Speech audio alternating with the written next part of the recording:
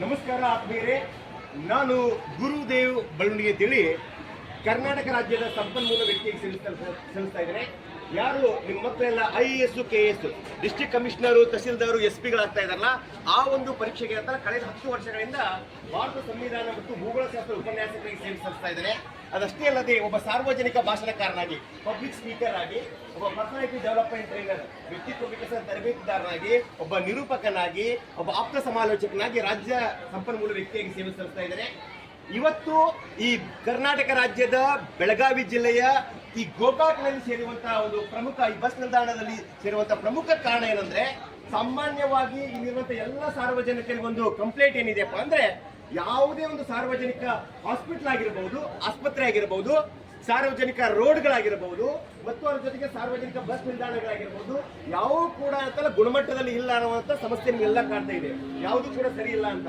ಆ ಒಂದು ಉದ್ದೇಶದಿಂದ, ಆ ಸಮಸ್ಯೆಗಳಿಗೆ ಪರಿಹಾರ ನೀಡಬೇಕನ್ನುವಂಥ ಸದುದ್ದೇಶದಿಂದ ನಮ್ಮ ವಾಯುವ್ಯ ಕರ್ನಾಟಕ ರಸ್ತೆ ಸಾರಿಗೆ ಸಂಸ್ಥೆಯ ಡೈರೆಕ್ಟರ್ ಆದಂತ ಪ್ರಿಯಾಂಕಾ ಮೇಡಮ್ IAS ಅವರು ಏನ್ ಮಾಡಿದ್ದಾರೆ ಅಂದ್ರೆ, ಈ ಇಡೀ ವಾಯುವ್ಯ ಕರ್ನಾಟಕ ಸಾರಿಗೆ ಸಂಸ್ಥೆಯ ಬಸ್ ನಿಲ್ದಾಣಗಳಲ್ಲಿ ಅಲ್ಲಿರುವಂತಹ ಆ ಬಸ್ ನಿಲ್ದಾಣದ ಒಂದು ಸ್ವಚ್ಛತೆಯ ವ್ಯವಸ್ಥೆ ಹೇಗಿದೆ, ಅಲ್ಲಿರುವಂತಹ ಶೌಚಾಲಯಗಳ ಒಂದು ಟಾಯ್ಲೆಟ್ ರೂಮ್ಗಳ ವ್ಯವಸ್ಥೆ ಹೇಗಿದೆ, ಇವೆಲ್ಲ ಸಮಸ್ಯೆಗಳನ್ನ ಈ ಸಾರ್ವಜನಿಕರಿಂದ ಅಭಿಪ್ರಾಯವನ್ನ ಪಡೆದುಕೊಂಡು ಎಲ್ಲೆಲ್ಲಿ ಏನೇನು ಸಮಸ್ಯೆಗಳನ್ನ ಒಳಗೊಂಡಿದ್ದಾವಲ್ಲ ಆ ಎಲ್ಲಾ ಸಮಸ್ಯೆಗಳಿಗೆ ಅಂತಲ್ಲ ಸೂಕ್ತವಾದಂತಹ ಪರಿಹಾರವನ್ನ ನೀಡಬೇಕನ್ನುವಂತ ಉದ್ದೇಶದಿಂದ ಈ ಒಂದು ವಾಯುವ್ಯ ಕರ್ನಾಟಕ ರಸ್ತೆ ಸಾರಿಗೆ ಸಂಸ್ಥೆಯ ಒಂದು ಡೈರೆಕ್ಟರ್ ನಿರ್ದೇಶಕರಾದಂತ ಪ್ರಿಯಾಂಕಾ IAS ಮೇಡಮ್ ಅವರೇ ಅಂತಲ್ಲ ಈ ಒಂದು ಇನಿಷಿಯೇಟಿವ್ ತೆಗೆದಿದ್ದಾರೆ. ಆ ಒಂದು ಇನಿಷಿಯೇಟಿವ್ ತೆಗೆದುಕೊಂಡಿದ್ದಾಗಿ ನಾವೆಲ್ಲರೂ ಕೂಡ ಆ ಮೇಡಮ್ ಅವರಿಗೆ ಒಂದು ಜೋರದ ಚಪ್ಪಾಳೆಗಳ ಮೂಲಕ ಅಭಿನಂದನೆಗಳನ್ನ ಸಲ್ಲಿಸಬೇಕಾಗ್ತದೆ. ಕಾರಣ ಏನಪ್ಪಾ ಅಂದ್ರೆ, ಗಾಂಧೀಜಿಯವರು ಒಂದು ಮಾತಾಡ್ತಾರೆ, be the change what do you want to see in the world ಅಂತ.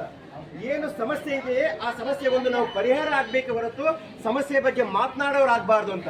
ಹಾಗಾಗಿ ಈ ಒಂದು ವಾಯುವ್ಯ ಕರ್ನಾಟಕ ರಸ್ತೆ ಸಾರಿಗೆ ಸಂಸ್ಥೆಯ ನಿರ್ದೇಶಕರಾದಂತಹ ಪ್ರಿಯಾಂಕಾ IAS ಮೇಡಮ್ ಅವರು ಈ ಇಡೀ ವಾಯುವ್ಯ ಕರ್ನಾಟಕ ರಸ್ತೆ ಸಾರಿಗೆ ಸಂಸ್ಥೆಯಲ್ಲಿ ಏನೇನ ಸಮಸ್ಯೆಗಳಿದ್ದಾವೆ, ಆ ಬಸ್ ನಿಲ್ದಾಣದಲ್ಲಿರುವಂತಹ ಸ್ವಚ್ಛತೆ ಹೇಗಿದೆ, ಆಮೇಲೆ ಈ ಬಸ್ ನಿಲ್ದಾಣದಲ್ಲಿ ನಿರ್ವಹಣೆ ಮಾಡದಿರುವಂತಹ ಈ ನಿರ್ವಾಹಕರಿದ್ದಾರಲ್ಲ ಅವರು ಸಾರ್ವಜನಿಕರ ಜೊತೆಗೆ ಸರಿಯಾಗಿ ಬಿಹೇವಿಯರ್ ಮಾಡ್ತಾರೆ ಇಲ್ಲೋ, ನೀವು ನಿಮ್ಮ ಬಸ್ಸಿನ ಸಮಯವನ್ನು ಕೇಳಿದಾಗ, ಬಸ್ ತಡವಾಗಿ ಬಂದಾಗ ಇಲ್ಲಿರುವಂತಹ ಈ ಒಂದು ಸಿಬ್ಬಂದಿ ಸರಿಯಾಗಿ ಕೆಲಸ ಮಾಡುತ್ತೋ ಇಲ್ಲೋ, ಇವೆಲ್ಲವನ್ನೂ ತಿಳ್ಕೊಳ್ಬೇಕು. ಅದಷ್ಟೇ ಅಲ್ಲದೆ ಸಾರ್ವಜನಿಕ ಯಾವುದೇ ಒಂದು ಶೌಚಾಲಯವನ್ನು ಮೂತ್ರ ವಿಸರ್ಜನೆ ಮಾಡ್ಲಿಕ್ಕೆ ಹೋದಾಗ ಅಲ್ಲಿರುವಂಥ ಗಬ್ಬಿಟ್ಟು ವಾಸನೆ, ನಾವು ಮೂತ್ರ ವಿಸರ್ಜನೆ ಮಾಡ್ಬೇಕನ್ನೋಕ್ಕಿಂತ ವಾಂತಿ ಮಾಡ್ಕೊಂಡ್ಬಿಡ್ತೀವಿ ಅಲ್ಲಿ.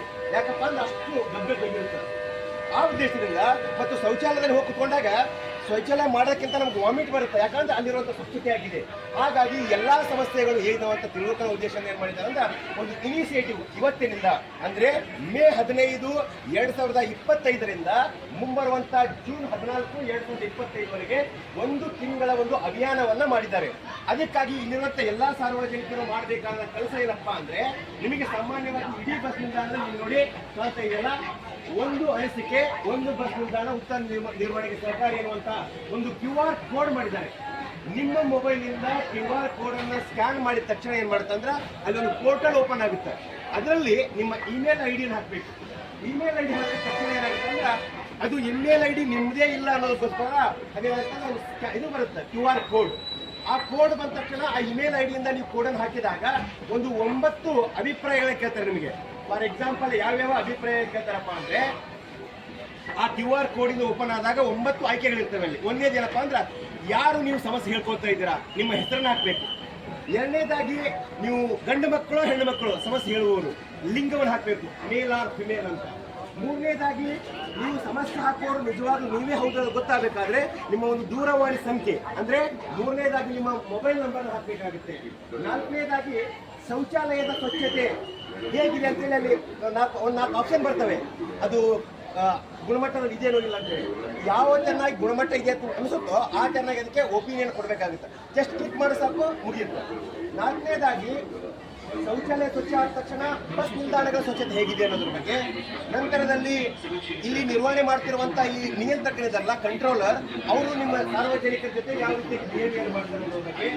ನಂತರದಲ್ಲಿ ಇಲ್ಲಿ ಒಂದು ಕುಡಿಯುವ ನೀರಿನ ವ್ಯವಸ್ಥೆ ಇದೆಯೋ